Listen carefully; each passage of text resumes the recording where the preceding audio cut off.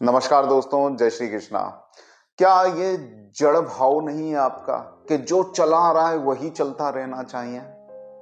क्या ये जड़ भाव नहीं है कि आप जो जॉब कर रहे थे उसमें अचानक से कोई विघ्न आता है तो आपके पसीने छूट जाते हैं और तुरंत उस विघ्न को दबाने की, हटाने की चेष्टा करते हैं और विघ्न हरता श्री महागणपति की उपासना शुरू करते हैं। आपकी वर्षों से चली आ रही वही की वही नौकरी, आपकी वर्षों से चला रहा वही धंधा, वही स्टेटस, वर्षों से चला रहा वैसा का वैसा रिश्ता, जब भी इसके अंदर विघ्न क्रिएट होते हैं तो आप उन विघ्नों को दबाने की और कुचलने की चेष्टा करते हो, पुनः उसी जड़ भाव में लौटने की कोशिश करते हो।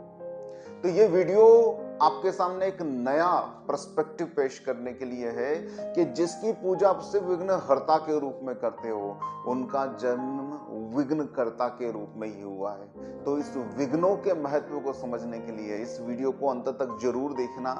श्री गणपति के प्रति आपके नए भाव, नए विचार और नई भक्ति और नई साधना की प्रेरणा जरूर उत्पन्न होगी। तो शुरू करते हैं इस वीडियो को।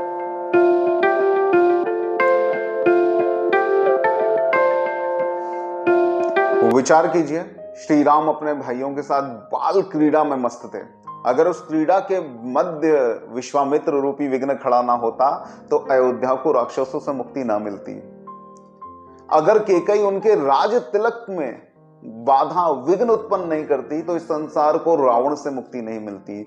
अगर दुर्योधन बार बार पांडवों के जीवन में विघ्न क्रिएट नहीं करता तो इस संसार को श्रीमद् भगवद गीता नहीं मिलती।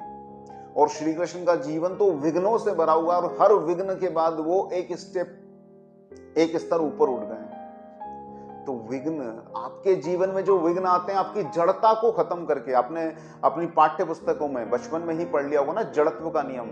हर वस्तु अपनी प्रारंभिक अवस्था को मेंटेन रखना चाहती है। यही तो जड़ है। जो चल रहा है चलने दो, जैसी जॉब चली आ रही चलने दो, जैसा व्यापार चला रहा है चलने दो, जैसा भी जीवन चल रहा है चलने दो, तो वो जड़ ही हो चुका है। याद कीजिए, पिछली बार आपके जीवन में कब विघ्न उपस्थित हुआ था? आपकी नौकरी के अंदर, आपके व्यापार के अंदर, आपके रिश्तों के अंदर।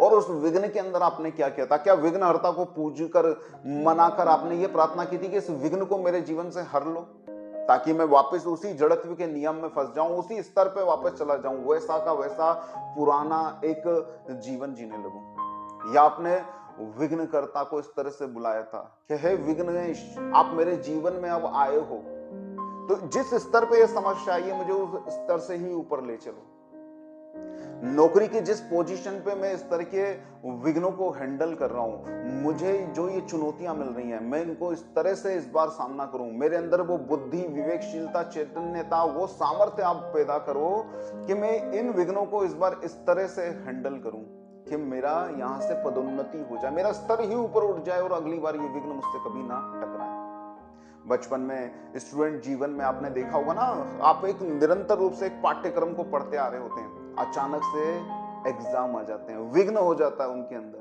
कि इस विघ्न को पार करो तो आपको अगला स्तर मिलेगा। तो विघ्नेश आपके जीवन के अंदर आपको चैतन्य करने ही तो आए हैं, आपको ऊपर उठाने ही तो आए हैं। आप अगर जड़त्व के नियम में कायम रहना चाहते हो, आप अगर जड़ भाव में जीना चाहते हो तो ये आपकी गलती है। वरना स्वागत कीजिए ऑब्स्टिकल्स का, बाधाओं का, विघ्नों का। और इस बार श्री महागणपति का पूजन अर्चन साधना कीजिए कि विघ्नेश, ये जो मेरे जीवन में विघ्न आ रहे हैं, मुझे इतना सामर्थ्य देना, बुद्धि, विवेकशीलता देना कि इन विघ्नों को मैं इस तरह से पार कर जाऊं तो अगली बार मुझे ये अपनी राह में ना मिले।